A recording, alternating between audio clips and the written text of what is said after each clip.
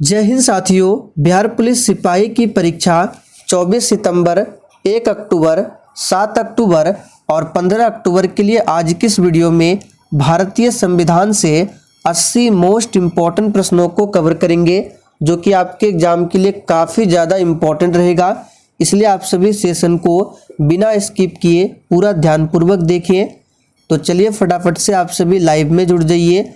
और साथियों, जितने भी नए अभ्यर्थी जो कि चैनल पर पहली बार आए हैं, आप लोग क्लास टाइमिंग को भी नोट कर लीजिए।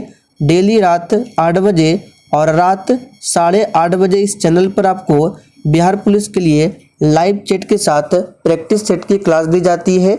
इसलिए आप लोग चैनल को सब्सक्राइब करके और साथ में बेल आइकन को ज़रूर प्रेस कर लें, जिससे आपसे एक भी इम्पोर्टेंट सेशन मिस ना हो। तो चलिए, पहला प्रश्न आपके सामने है, भारत की संप्रभुता किसमें निहित है? सभी ऑप्शन को ध्यानपूर्वक पढ़िए।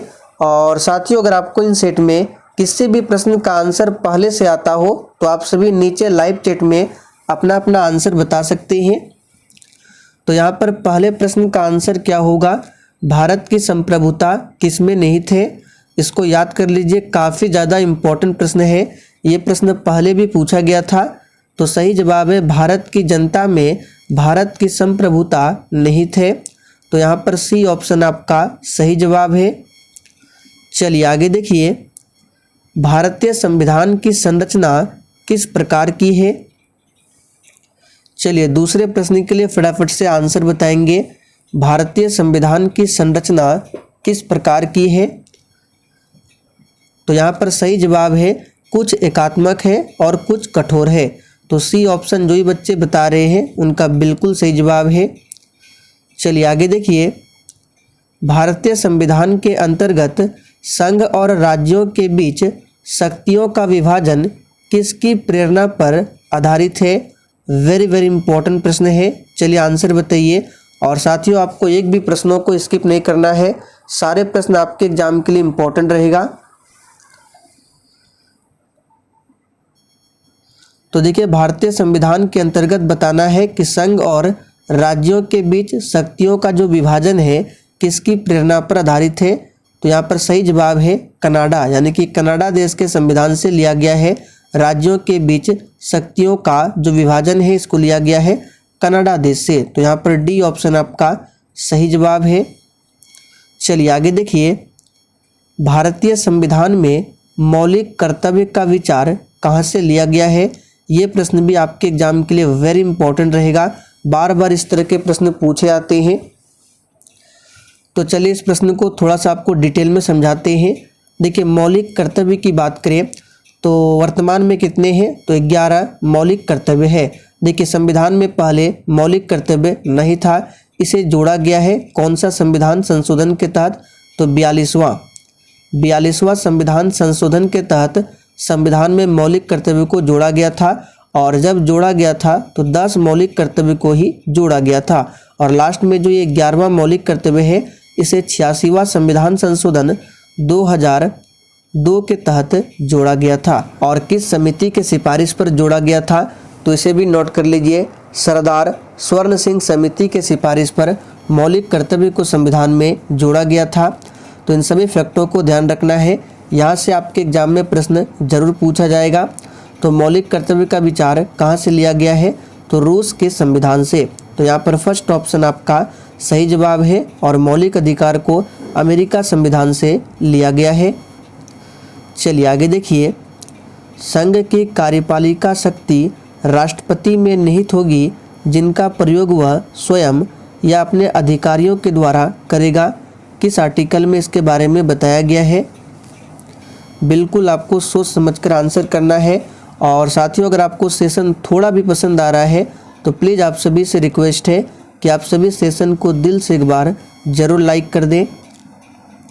तो इसके बारे में बताया गया है संविधान के अनुच्छेद 53 में। तो यहाँ पर सी ऑप्शन आपका सही जवाब है। चलिए आगे देखिए, संविधान के किस अनुच्छेद में उपराष्ट्रपति पद का प्रावधान किया गया है? बिल्कुल टॉप लेवल का प्रश्न है, फटाफट से आंसर कीजिए। और साथियों, आप सभी डेली क्लास को अटेंड कीजिए। कल हम लोग हिस्ट्री मैराथन क्लास को कवर करेंगे, जिसमें हिस्ट्री के लगभग 130 प्रश्नों को कवर करेंगे। तो संविधान के किस अनुच्छेद में उपराष्ट्रपति पद का प्रावधान किया गया है? तो याद रखिएगा अनुच्छेद 63 में। तो यहाँ पर सी ऑप्शन जो भी बच्चे दिए हैं बिल्कुल सही जवाब है। और साथियों, बिहार पुलिस के लिए जितने भी इम्पोर्टेंट नोट्स प्लस PDF है टेलीग्राम पर दिए जाते हैं। टेलीग्राम का लिंक आपको इसी वीडियो के नीचे डिस्क्रिप्शन बॉक्स में मिल जाएगा, जाकर आप लोग देख सकते हैं। संपत्ति का अधिकार संवैधानिक अधिकार है, यह बताया गया है। चलिए 7 के लिए आंसर बताइए। और साथियों, इससे पहले बिहार पुलिस के लिए जितने भी मैराथन क्लास कराए गए हैं सभी का लिंक आपको इस वीडियो के नीचे डिस्क्रिप्शन बॉक्स में मिल जाएगा, या फिर आप लोग चैनल के प्लेलिस्ट में जाइए, आपको एक अलग से प्लेलिस्ट मिल जाएगा मैराथन क्लास का सिर्फ बिहार पुलिस के लिए। तो देखिए, संपत्ति का अधिकार जो है ये पहले क्या था? मौलिक अधिकार था। मूल संविधान में 7 मौलिक अधिकार थे, लेकिन वर्तमान में 6 मौलिक अधिकार है। तो ये जो संपत्ति का अधिकार है इसे कब हटाया गया था? तो 44वां संशोधन हुआ था 1978 में। इसी के तहत संपत्ति के अधिकार को लीगल राइट यानी कि कानूनी अधिकार बना दिया गया है, और इसे रखा गया है अनुच्छेद 300A यानी कि का में। तो यहाँ पर डी ऑप्शन आपका सही जवाब है। भारतीय संविधान के किस अनुच्छेद में नई अखिल भारतीय सेवा की स्थापना का प्रावधान करता है? यानी कि नई अखिल भारतीय सेवा की जो स्थापना है इसके बारे में किस आर्टिकल में बताया गया है? और देखिए, प्रश्नों के साथ हम आपको जितने भी एक्स्ट्रा फैक्ट को बताएंगे आपको ध्यानपूर्वक सुनना है, और अगर आप लोग लिखना चाहें तो लिख लीजिए, इससे आपका नोट्स तैयार होगा। तो प्यारे साथियों, इसके बारे में बताया गया है अनुच्छेद 312 में। तो यहाँ पर पहला ऑप्शन आपका सही जवाब है। भारतीय संघ में किसी राज्य को सम्मिलित करने का अधिकार किसे प्राप्त है? चलिए 9 के लिए फटाफट से आंसर बताएंगे आप सभी। तो भारतीय संघ में अगर किसी राज्य को मिलाना है तो ये जो अधिकार है संसद को प्राप्त है। याद कर लीजिए, यहाँ पर सी ऑप्शन आपका सही जवाब है।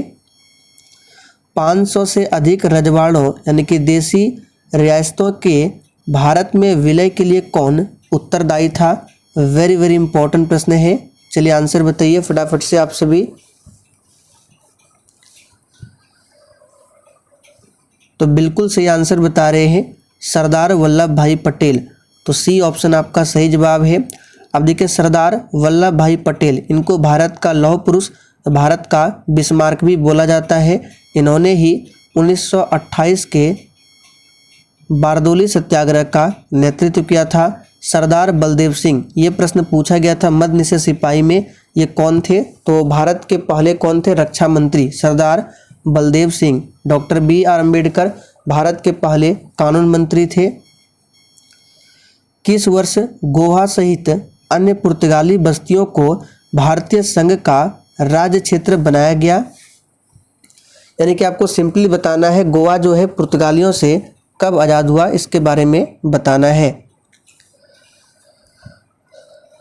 तो इस प्रश्न को हमने आपको पहले भी बहुत बार बताया है। सही जवाब है 1961 में।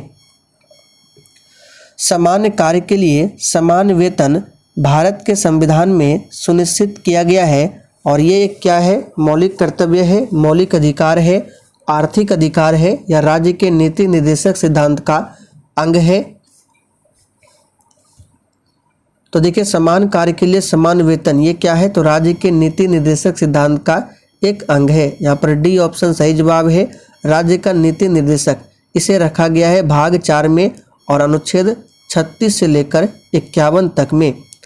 और इसे किस देश से लिया गया है? तो आयरलैंड देश के संविधान से लिया गया है। भारतीय नागरिकों के लिए एक समान सिविल संहिता प्राप्त करने की बात किस अनुच्छेद में कही गई है? और प्यारे साथियों, इस प्रैक्टिस सेट में आपके जितने भी प्रश्न सही हो रहे हैं आप लोग कॉपी में लिखते जाइए। फिर सेशन के लास्ट में आपको अपना अपना स्कोर कमेंट करके बताना है, और इससे आपको भी पता चलेगा कि आपने आज के इस प्रैक्टिस सेट में कितना स्कोर किया। तो भारतीय नागरिकों के लिए एक समान सिविल संहिता प्राप्त करने की बात जो कही गई है आर्टिकल 44 में, यहाँ पर फर्स्ट ऑप्शन आपका सही जवाब है। संसद के किस सदन को प्रतिनिधि सभा भी कहा जाता है? चलिए 14 के लिए आंसर बताइए फटाफट से। संसद के किस सदन को प्रतिनिधि सभा भी कहा जाता है? तो ये कहा जाता है किसे? तो लोकसभा को। यहाँ पर बी ऑप्शन आपका सही जवाब है, लोकसभा को कहा जाता है। राज्यसभा की बात करें तो ये है उच्च सदन, यानी कि ये अस्थाई सदन है, इसे कभी भी भंग नहीं किया जा सकता है, जबकि लोकसभा को भंग किया जा सकता है और ये है अस्थाई सदन। आगे देखिए, भारतीय संविधान के किस भाग में मौलिक कर्तव्यों का निर्वाह किया जाता है? यानी कि मौलिक कर्तव्य संविधान के किस भाग में है? तो आपको भाग और आर्टिकल दोनों याद रखना है। भाग पूछे तो 4A में है और आर्टिकल पूछे तो 51A में, और इसे लिया गया है रूस देश के संविधान से। भारत के प्रथम उप प्रधानमंत्री का नाम क्या है? बिल्कुल टॉप लेवल का प्रश्न है, फटाफट से आंसर कीजिए। भारत के प्रथम उप प्रधानमंत्री का नाम क्या है? और देखिए साथियों, जिसने अभी तक सेशन को लाइक नहीं किया है तो प्लीज़ आप सभी फटाफट से एक बार सेशन को लाइक कर दें। तो भारत के प्रथम उप प्रधानमंत्री कौन थे? तो सरदार वल्लभ भाई पटेल। यहाँ पर डी ऑप्शन सही जवाब है। पंचायती राज क्या है? अवशिष्ट सूची है, समवर्ती सूची, राज्य सूची या संघ सूची का विषय है? तो ये प्रश्न भी इम्पोर्टेंट रहेगा। पंचायती राज जो है राज्य सूची का विषय है। यहाँ पर सी ऑप्शन आपका सही जवाब है। एक पूछा जाता है शिक्षा, इसे नोट कर लीजिए। शिक्षा किस सूची के अंतर्गत आता है? तो ये समवर्ती सूची के अंतर्गत आता है। राज्यसभा के सदस्यों की अधिकतम संख्या क्या है? तो यहाँ पर राज्यसभा के सदस्यों की अधिकतम संख्या बताना है, जो कि 250 है। तो यहाँ पर सी ऑप्शन आपका सही जवाब है, 250। यदि भारत के राष्ट्रपति त्यागपत्र देना चाहे तो उन्हें यह त्यागपत्र किसको संबोधित करना होगा? चलिए आप सभी 19 के लिए फटाफट से आंसर कीजिए। तो बहुत ही सिंपल है। देखिए, अगर राष्ट्रपति अपना त्यागपत्र देना चाहे तो भारत के उपराष्ट्रपति को देगा, और उपराष्ट्रपति अगर त्यागपत्र देना चाहे तो भारत के राष्ट्रपति को देगा। तो यहाँ पर सी ऑप्शन आपका सही जवाब है। राष्ट्रपति पूरे देश में या इसके किसी भी हिस्से में अनुच्छेद 352 के तहत राष्ट्रीय आपातकाल किस स्थिति में घोषित कर सकते हैं? देखिए साथियों, आर्टिकल 352 में क्या है? तो राष्ट्रीय आपातकाल। इसमें 4 ऐड कर दीजिए तो हो जाता है 356। इसमें राष्ट्रपति शासन है, फिर 4 ऐड कर दीजिए तो हो जाएगा 360, और इसमें है वित्तीय आपात। इन तीनों आर्टिकल को ध्यान रखना है। तो यहाँ पर इस प्रश्न का आंसर क्या हो जाएगा? 1 और 2 दोनों, यानी कि बाह्य आक्रमण और सशस्त्र विद्रोह दोनों की स्थिति में। तो डी ऑप्शन आपका सही जवाब है। निम्नलिखित में कौन सी भाषा संविधान की 8वीं अनुसूची में नहीं है? चलिए किसके लिए आंसर बताइए। देखिए, संविधान की 8वीं अनुसूची में टोटल 22 भाषाओं का उल्लेख मिलता है, जिसमें से संस्कृत है, कश्मीरी है, नेपाली है, लेकिन फारसी नहीं है। तो यहाँ पर फर्स्ट ऑप्शन आपका सही जवाब है। संविधान सभा की प्रथम बैठक कब हुई थी? ये बहुत ही सिंपल प्रश्न है। तो प्यारे साथियों, संविधान सभा की प्रथम बैठक होती है 9 दिसंबर 1946 को, और इस बैठक में अस्थायी अध्यक्ष के रूप में किसे चुना गया था? अस्थायी अध्यक्ष तो डॉक्टर सच्चिदानंद सिन्हा को। तो यहाँ से प्रश्न बनेगा, संविधान सभा के प्रथम अस्थायी अध्यक्ष कौन थे? तो सच्चिदानंद सिन्हा। दूसरी बैठक होती है 11 दिसंबर 1946 को, और इसमें अध्यक्ष चुना गया था अस्थायी, और अस्थायी अध्यक्ष के रूप में डॉक्टर राजेंद्र प्रसाद को चुना गया था। संविधान सभा की तीसरी बैठक होती है 13 दिसंबर को, यानी 13 दिसंबर 1946 को, और इसी तीसरी बैठक में पंडित जवाहरलाल नेहरू ने क्या किया था? प्रस्तावना यानी उद्देशिका को पेश किया था। तो इन सभी फैक्ट को ध्यान रखें। भारतीय संविधान की कौन सी विशेष व्यवस्था इंग्लैंड से ली गई है? तो इंग्लैंड यानी कि ब्रिटेन से कौन सी विशेष व्यवस्था भारत के संविधान में लिया गया है? तो याद रखिएगा संसदीय प्रणाली को। संघीय प्रणाली को कनाडा देश से लिया गया है। मूल अधिकार और सर्वोच्च न्यायालय इसको कहाँ से लिया गया है? आप लोग कमेंट करके बताइए। तो मूल अधिकार और सर्वोच्च न्यायपालिका इसे किस देश के संविधान से लिया गया है? भारतीय संविधान का सबसे बड़ा एकाकी स्रोत क्या है? चलिए फटाफट से आंसर बताइए। तो देखिए इसका भी आंसर बता देते हैं। मूल अधिकार को लिया गया है यूएसए से, हमने आपको ऊपर ही बताया था, और सर्वोच्च न्यायपालिका इसे भी लिया गया है यूएसए से। तो भारतीय संविधान का सबसे बड़ा एकाकी स्रोत जो है इसे याद कर लीजिए, गवर्नमेंट ऑफ इंडिया एक्ट 1935 है। भारत की संघीय व्यवस्था किस देश की संघीय व्यवस्था से अधिक समानता रखती है? चलिए 25 के लिए आंसर बताइए। यानी कि आपको बताना है संघीय व्यवस्था को किस देश के संविधान से लिया गया है। तो अभी हमने आपको ऊपर बताया, यहाँ पर देख लीजिए संघीय व्यवस्था। तो संघीय व्यवस्था को लिया गया था कहाँ से? कनाडा। और संसदीय प्रणाली को इंग्लैंड यानी कि ब्रिटेन के संविधान से। तो यहाँ पर आपका आंसर क्या हो जाएगा? संघीय व्यवस्था तो कनाडा। भारतीय संविधान में समवर्ती सूची की अवधारणा ली गई है।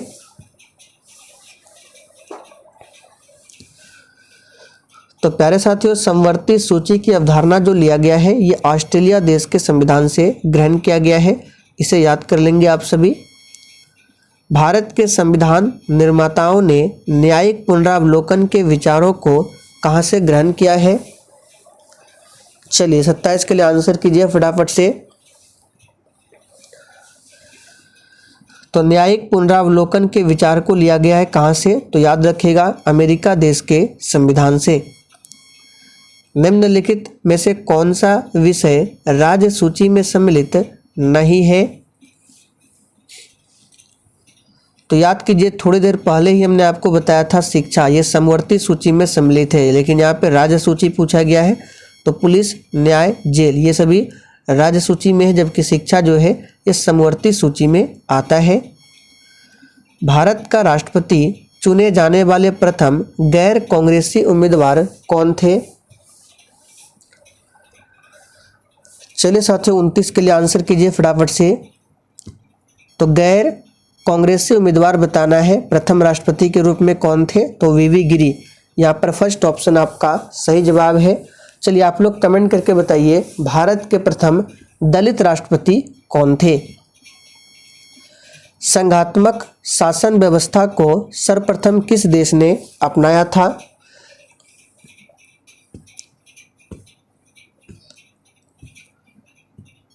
तो सर्वप्रथम अपनाया था कनाडा से, तभी ना हम लोग भारतीय संविधान में कनाडा देश के संविधान से लिए हैं संघात्मक शासन प्रणाली को। निम्न में से किस स्थिति में किसी भारतीय व्यक्ति की भारतीय नागरिकता समाप्त हो सकती है? चलिए सभी ऑप्शन को ध्यान से पढ़िए, और अगर आपको किसी भी प्रश्न में थोड़ा भी डाउट हो तो आप लोग तुरंत कमेंट करके पूछ सकते हैं। और साथियों एक क्लास आपके लिए है शाम 7:30 बजे। तो जो भी नए स्टूडेंट है इस टाइम को ध्यान रखें। ये क्लास आपको मेरे दूसरे चैनल पर मिलेगा। उस चैनल का नाम है दिवाकर स्टडी IQ, या फिर उस चैनल का लिंक आपको इसी वीडियो के नीचे डिस्क्रिप्शन बॉक्स में मिल जाएगा। डेली शाम 7:30 बजे वहाँ पर आप लोग टॉपिक वाइज GK GS का प्रैक्टिस कर सकते हैं। तो यहाँ पर आंसर क्या हो जाएगा? त्यागने पर, पर्यावसन पर, वंचित किए जाने पर, यानी कि उपर्युक्त सभी स्थिति में। संविधान के किस अनुच्छेद के अंतर्गत मंत्रीगण सामूहिक रूप से लोकसभा के प्रति उत्तरदायी है?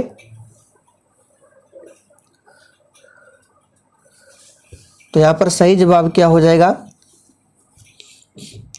अनुच्छेद 75। सी ऑप्शन जो ही बच्चे बता रहे बिल्कुल सही जवाब है, और इसी में प्रधानमंत्री का भी उल्लेख मिलता है। चलिए आगे देखिए, संविधान सभा के चुने हुए अस्थाई अध्यक्ष कौन थे? देखिए यहाँ पे प्रश्न बन गया। अभी हमने आपको बताया था अस्थाई और अस्थाई अध्यक्ष। तो अस्थाई अध्यक्ष में थे सच्चिदानंद सिन्हा, और अस्थाई में कौन थे? तो डॉक्टर राजेंद्र प्रसाद, जो कि 11 दिसंबर 1946 को बने थे। भारतीय संविधान की प्रस्तावना के अनुसार भारत के शासन की सर्वोच्च सत्ता किसमें निहित है?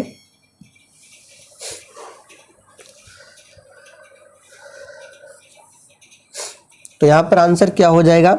तो ये जनता में निहित है। फर्स्ट ऑप्शन जो भी बच्चे दिए हैं बिल्कुल सही जवाब है। BR अम्बेडकर का संविधान सभा में निर्वाचन कहाँ से हुआ था? चलिए 35 के लिए फटाफट से आंसर बताएंगे। देखिए भीमराव अम्बेडकर की बात करें तो प्रारूप समिति, जिसको ड्राफ्टिंग कमेटी भी कहा जाता है, और मसौदा समिति, इसके कौन थे अध्यक्ष? प्रारूप समिति में टोटल कितने सदस्य थे? तो 7 सदस्य थे। तो यहाँ पर सही जवाब है पश्चिम बंगाल से डॉक्टर भीमराव अम्बेडकर का संविधान सभा में निर्वाचन हुआ था। तो फर्स्ट ऑप्शन आपका सही जवाब है। कौन सा राज्य सबसे अधिक प्रतिनिधि लोकसभा में भेजता है? चलिए 36 के लिए फटाफट से आंसर कीजिए। कौन सा राज्य है जो सबसे अधिक प्रतिनिधि को लोकसभा में भेजता है? तो ये है उत्तर प्रदेश, आप सभी जानते हैं। यहाँ पर डी ऑप्शन आपका सही जवाब है। क्यों? क्योंकि जनसंख्या की दृष्टि से सबसे बड़ा राज्य है उत्तर प्रदेश। राष्ट्रपति किस विधेयक को पुनर्निर्वाचन के लिए नहीं लौटा सकता है? चलिए 37 के लिए आंसर कीजिए। बिल्कुल टॉप लेवल का प्रश्न है। राष्ट्रपति जो है किस विधेयक को पुनर्विचार के लिए नहीं लौटा सकता है? तो धन विधेयक को। यहाँ पर सी ऑप्शन आपका सही जवाब है। 73वां संविधान संशोधन किससे संबंधित है? वेरी वेरी इंपॉर्टेंट प्रश्न है, इसको मार्क कर लीजिए। तो प्यारे साथियों 73वां संविधान संशोधन जो है पंचायती राज प्रणाली से संबंधित है। पंचायती राज की बात करें तो इसका शुभारंभ कब हुआ था? 2 अक्टूबर 1959 से। कहाँ से? तो राजस्थान के नागौर से। और पंचायती राज को लागू करने वाला दूसरा राज्य पूछे तो आंध्र प्रदेश, लेकिन पहले स्थान पर कौन है? राजस्थान है। और इसी 73वां संविधान संशोधन के तहत संविधान में 11वीं अनुसूची को जोड़ा गया था। स्थानीय सांसद और विधायक किसके पदेन सदस्य होते हैं? चलिए 39 के लिए आंसर कीजिए। तो साथियों स्थानीय सांसद और विधायक जो है ये किसके पदेन सदस्य होते हैं? तो याद रखिएगा जिला परिषद। न्यायिक पुनरावलोकन का अधिकार किसे है?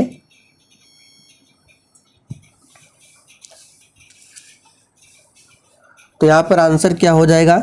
न्यायिक पुनरावलोकन का अधिकार किसे है? तो याद रखिएगा उच्चतम न्यायालय को। यहाँ पर बी ऑप्शन आपका सही जवाब है। उच्चतम न्यायालय यानी कि सुप्रीम कोर्ट। कौन व्यक्तिगत स्वतंत्रता से संबंधित है? चलिए 42 के लिए आंसर कीजिए। कौन व्यक्तिगत स्वतंत्रता से संबंधित है? तो याद रखिएगा बंदी प्रत्यक्षीकरण। यहाँ पर फर्स्ट ऑप्शन आपका सही जवाब है। राज्यसभा में राज्यों का प्रतिनिधित्व किस बात पर निर्भर करता है? चलिए 43 के लिए फटाफट से आंसर कीजिए आप सभी। राज्यसभा में राज्यों का जो प्रतिनिधित्व होगा किस बात पर निर्भर करेगा? तो काफ़ी ज़्यादा इम्पोर्टेंट प्रश्न है, इसको अभी याद कर लीजिए। राज्य की जनसंख्या पर यह निर्भर करता है। संसद के किसी भी सदन के 2 सत्रों के बीच अंतराल किससे अधिक नहीं होना चाहिए? तो संसद के किसी भी सदन के 2 सत्रों के बीच जो समय का अंतराल है ये 6 माह से अधिक नहीं होना चाहिए। तो यहाँ पर बी ऑप्शन आपका सही जवाब है। चलिए आगे देखिए। संविधान के अनुच्छेद द्वारा संसद की संयुक्त बैठक का प्रावधान किया गया है। देखिए संयुक्त बैठक, इसके बारे में हमने आपको पहले भी बताया था। संयुक्त बैठक को राष्ट्रपति बुलाते हैं लेकिन अध्यक्षता करता है लोकसभा अध्यक्ष, और इसके बारे में आर्टिकल 108 में बताया गया है। तो यहाँ पर बी ऑप्शन आपका सही जवाब है। अनुच्छेद 110 में धन विधेयक है। निम्नलिखित में से कौन किसी राज्य का क्षेत्र घटा या बढ़ा सकता है? चलिए आंसर बताएंगे। किसके पास पावर है किसी राज्य के क्षेत्र को बढ़ाना या घटाना, तो ये कर सकता है कौन? तो केवल और केवल संसद। यहाँ पर बी ऑप्शन आपका सही जवाब है। लोकसभा समिति में लोकसभा एवं राज्यसभा के क्रमशः कितने कितने सदस्य होते हैं? तो यहाँ पर आंसर क्या होगा? देखिए प्रश्न जो है थोड़ा सा टाइपिंग एरर है, यहाँ पे लोकसभा नहीं है, लोक लेखा समिति है। सही कर लेंगे यहाँ पे, लोक लेखा समिति। तो लोक लेखा समिति में हमने आपको बताया था 15 सदस्य लोकसभा से होते हैं और 7 सदस्य राज्यसभा से। तो यहाँ पे दोनों पूछा गया है, लोकसभा एवं राज्यसभा, तो कुल मिलाकर 22 सदस्य होते हैं। श्री मोहम्मद हामिद अंसारी का भारत के उपराष्ट्रपति के रूप में क्रमांक क्या है? चलिए 48 के लिए फटाफट से आंसर बताइए। तो देखिए उपराष्ट्रपति के रूप में पूछे तो 13वें नंबर पर आता है, और व्यक्ति में पूछे कि कितने नंबर के व्यक्ति थे जो उपराष्ट्रपति बने थे, तो 12वें नंबर के। याद रखिएगा यहाँ पर आंसर क्या होगा? 13वां। राष्ट्रपति पूछा गया है और व्यक्ति में पूछे तो 12वां। और अभी वर्तमान में कौन है? तो जगदीप धनखड़ है उपराष्ट्रपति। राष्ट्रीय सुरक्षा समिति का प्रधान कौन होता है? चलिए 49 के लिए फटाफट से आप सभी आंसर बताएंगे। राष्ट्रीय सुरक्षा समिति का प्रधान कौन होता है? तो याद रखिएगा प्रधानमंत्री होते हैं। यहाँ पर बी ऑप्शन आपका सही जवाब है, प्रधानमंत्री। भारत सरकार का कौन सा अधिकारी सदस्य ना होते हुए भी भारतीय संसद की कार्यवाही में भाग लेने का अधिकार रखता है? चलिए आप सभी 50 के लिए आंसर बताएंगे, और जिसने अभी तक सेशन को लाइक नहीं किया है पहले आप सभी एक बार सेशन को लाइक करें फटाफट से।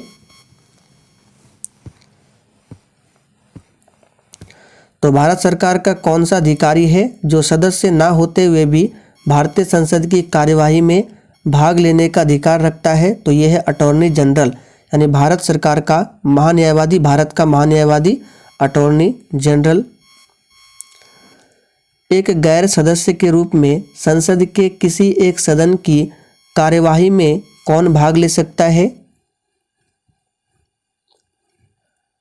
तो एक गैर सदस्य के रूप में संसद के किसी एक सदन की कार्यवाही में भाग ले सकता है, तो महान्यायवादी। यहाँ पर सी ऑप्शन आपका सही जवाब है, महान्यायवादी, जिसको अटॉर्नी जनरल भी बोला जाता है।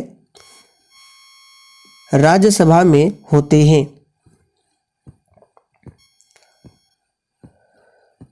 तो राज्यसभा में कितने सदस्य होते हैं और उसमें से राष्ट्रपति द्वारा कितने सदस्यों को मनोनीत किया जाता है? तो राज्यसभा में टोटल 250 सदस्य होते हैं, जिसमें 12 सदस्य भारत के राष्ट्रपति द्वारा मनोनीत किए जाते हैं। तो यहाँ पर सी ऑप्शन आपका सही जवाब है। हमारे संविधान के अनुसार राज्यसभा का कार्यकाल क्या होता है? तो देखिए ऐसे तो आप सभी जानते हैं राज्यसभा कभी भी भंग नहीं होती है, क्योंकि ये अस्थायी सदन है, लेकिन इसके सदस्यों का कार्यकाल होता है 6 वर्षों का। लेकिन इसमें से भी प्रत्येक 2 वर्ष के अंतराल में क्या होता है? 1/3 सदस्य सेवानिवृत्त होते हैं। तो यहाँ पर आंसर क्या होगा? तो 2 वर्ष में एक बार, ये तो होगा नहीं, बी भी नहीं होगा, सी भी नहीं होगा, तो यहाँ हो जाएगा समाप्त होने का विषय नहीं है। अभी हमने आपको बताया क्योंकि राज्यसभा जो है अस्थायी सदन है, ये कभी भी समाप्त नहीं होता है। इसमें क्या होता है? इसके 1/3 सदस्य जो है प्रत्येक 2 वर्ष के बाद सेवानिवृत्त होते हैं। तो ऑप्शन के अकॉर्डिंग यहाँ पर डी ऑप्शन सही जवाब है। किस सभा का अध्यक्ष उसका सदस्य नहीं होता है? तो यहाँ पर आंसर क्या हो जाएगा? तो राज्यसभा, राज्यसभा का अध्यक्ष उसका सदस्य नहीं होता है। तो राज्यसभा का अध्यक्ष कौन होता है? उपराष्ट्रपति। राज्यसभा का पदेन अध्यक्ष कौन होता है? तो वही प्रश्न है अभी जो हमने आपको बताया, राज्यसभा का पदेन अध्यक्ष उपराष्ट्रपति। यहाँ पर बी ऑप्शन सही जवाब है। धन विधेयक पेश किया जा सकता है। चलिए ये भी प्रश्न इंपॉर्टेंट है, पिछले बार भी पूछा गया था। धन विधेयक पेश किया जा सकता है, तो याद रखिएगा केवल और केवल लोकसभा में। यहाँ पर फर्स्ट ऑप्शन आपका सही आंसर है। लोक लेखा समिति अपनी रिपोर्ट प्रस्तुत करती है? चलिए 57 के लिए आंसर बताइए फटाफट से। लोक लेखा समिति में टोटल 22 सदस्य होते हैं और ये अपनी रिपोर्ट किसे प्रस्तुत करती है? तो यहाँ पर सही जवाब क्या हो जाएगा? लोकसभा के स्पीकर को। यहाँ पर बी ऑप्शन सही जवाब है। क्षेत्रफल की दृष्टि से देश का सबसे छोटा लोकसभा निर्वाचन क्षेत्र कौन सा है?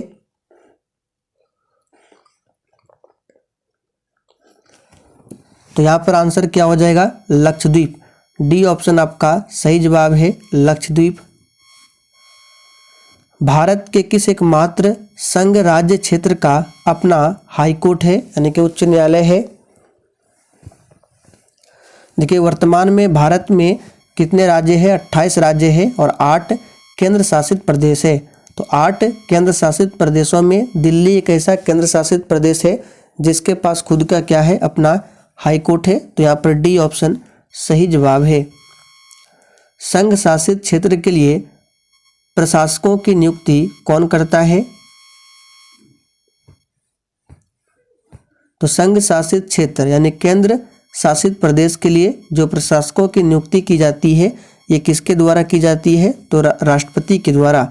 यहाँ पर पहला ऑप्शन आपका सही जवाब है। राज्य सरकार का कार्यकारी अध्यक्ष या संवैधानिक प्रमुख कौन होता है? चलिए फटाफट से आप सभी आंसर बताइए।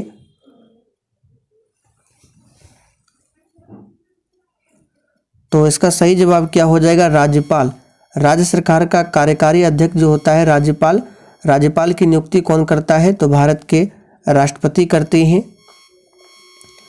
एक उच्च न्यायालय का न्यायाधीश अपना त्याग पत्र संबोधित करता है। चलिए आंसर बताएंगे। उच्च न्यायालय यानी कि हाई कोर्ट की बात की जा रही है। तो देखिए हाई कोर्ट का जो न्यायाधीश होता है 62 वर्ष की आयु तक कार्यरत रहता है और अपना त्यागपत्र संबोधित करता है भारत के राष्ट्रपति को। किस अनुच्छेद के अनुसार भारत के राष्ट्रपति द्वारा राष्ट्रीय आपातकाल की घोषणा की जा सकती है? तो देखिए आपातकाल से संबंधित हमने आपको 3 आर्टिकल बताया था, 352, 356, 360। तो यहाँ पे बोला जा रहा है राष्ट्रपति द्वारा राष्ट्रीय आपातकाल। तो राष्ट्रीय आपातकाल है 352 में, 356 में क्या है? राष्ट्रपति शासन, और 360 में है वित्तीय आपात। तो याद रखिए यहाँ पर सही जवाब है 352।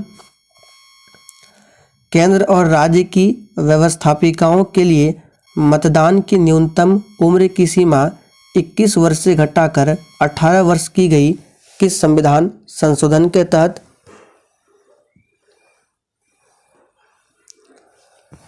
तो ये किया गया है, आप सभी जानते हैं कौन सा? तो 61वां संशोधन जो कि 1989 में हुआ था। चलिए आगे देखिए। आम चुनाव में मतदान की आयु 21 वर्ष से घटाकर 18 वर्ष कर दी गई। तो वही प्रश्न है, इसका आंसर होगा 61वां संशोधन द्वारा। चलिए आगे बढ़ते हैं। विकेंद्रीकरण प्रणाली की सिफारिश किसने किया था? चलिए आंसर बताइए फटाफट से। विकेंद्रीकरण प्रणाली की सिफारिश किसने किया था? तो ये बलवंत राय मेहता ने किया था। यहाँ पर सी ऑप्शन आपका सही जवाब है। अशोक मेहता समिति ने निम्नलिखित की सिफारिश की थी। तो यहाँ पर आंसर क्या होगा? देखिए अशोक मेहता समिति, इसका गठन कब हुआ था? तो 1977 में इसका गठन हुआ था और इस समिति ने पंचायती राज की द्विस्तरीय सरकार की सिफारिश की थी। तो यहाँ पर बी ऑप्शन आपका सही जवाब है। जबकि त्रिस्तरीय पूछे तो ये बलवंत राय मेहता समिति की है। ब्लॉक स्तर पर पंचायत समिति क्या है? चलिए 69 के लिए आंसर बताइए। ब्लॉक स्तर पर पंचायत समिति क्या है? तो ये एक प्रशासनिक प्राधिकरण है। यहाँ पर बी ऑप्शन सही जवाब है। चलिए आगे देखिए। भारत में ब्लॉक स्तर पर बनी पंचायत समिति केवल क्या है? तो देखिए भारत में ब्लॉक स्तर पर जो पंचायत समिति है ये क्या है? तो केवल याद रखिएगा प्रशासनिक प्राधिकारी। यहाँ पर डी ऑप्शन आपका सही आंसर है। चलिए आगे देखिए, लोकसभा अध्यक्ष खाली स्थान कितने वर्ष की अधिकतम अवधि के लिए कार्य करती है? चलिए 71 के लिए आंसर बताएंगे फटाफट से। तो यहाँ पर इस प्रश्न का आंसर क्या हो जाएगा? 5 वर्ष के लिए। बी ऑप्शन जो ही बच्चे दिए हैं बिल्कुल सही जवाब है। लोकसभा का अध्यक्ष त्यागपत्र पूछे किसे देता है, तो लोकसभा उपाध्यक्ष को, और उपाध्यक्ष जो है ये लोकसभा अध्यक्ष को अपना त्यागपत्र देता है, ध्यान रखेंगे। आगे देखिए, किस अनुच्छेद के तहत भारत में संघ लोक सेवा आयोग यानी कि यूपीएससी की स्थापना की गई है? यूपीएससी का फुल फॉर्म याद कर लीजिए, यूनियन पब्लिक सर्विस कमीशन। तो यहाँ पर आंसर क्या हो जाएगा? अनुच्छेद 315। सी ऑप्शन याद कर लीजिए, 315 में है। भारतीय संविधान के राज्य के नीति निर्देशक सिद्धांत का विचार किस देश के संविधान से लिया गया है? तो ये प्रश्न रिपीट हो गया, इसका आंसर क्या होगा? आयरलैंड होगा। भारत के राष्ट्रपति को उनके पद से कौन हटा सकता है? चलिए फटाफट से आंसर बताएंगे। तो भारत के राष्ट्रपति को उनके पद से कौन हटा सकता है? तो याद रखिएगा, संसद। महाभियोग की प्रक्रिया द्वारा राष्ट्रपति पर महाभियोग की प्रक्रिया जो है आर्टिकल 61 में इसके बारे में बताया गया, ध्यान रखेंगे। किस अधिनियम के द्वारा कोलकाता में सर्वोच्च न्यायालय की स्थापना की गई थी? चलिए मोस्ट इम्पोर्टेंट प्रश्न है, इसको भी मार्क कर लीजिए। तो किस एक्ट के द्वारा सुप्रीम कोर्ट की स्थापना की गई थी कोलकाता में? तो याद रखिएगा, ये एक्ट था रेगुलेटिंग एक्ट 1773। और इस सुप्रीम कोर्ट के पहले मुख्य न्यायाधीश कौन बने थे? तो एलिजा इम्फे, इसे भी ध्यान रखें।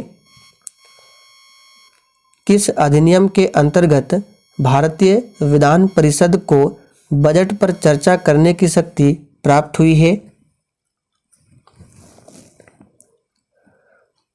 तो किस अधिनियम के अंतर्गत? तो इसका सही जवाब क्या हो जाएगा? भारतीय परिषद अधिनियम 1800, यहाँ पे 92 होगा, 93 नहीं। भारतीय परिषद अधिनियम 1892 एक्ट के तहत। किस अधिनियम के फलस्वरूप वर्मा को भारत से अलग किया गया था?